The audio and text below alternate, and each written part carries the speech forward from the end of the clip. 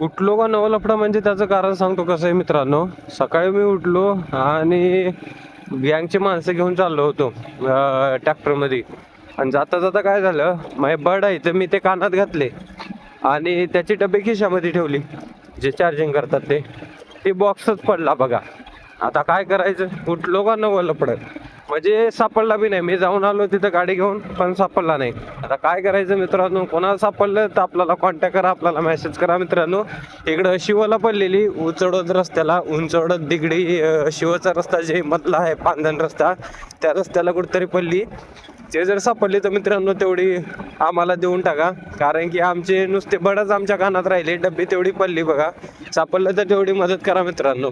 हे असं आहे, उठलं का नवं लफडं चालूच राहणार आहे. हे काय समजून झालंय भावानो, काय करावं. ते जिंदगीला चांगलीच लागलेले आहेत, कोणतरी काय काय केलं काय की काय समजून झालंय बघा.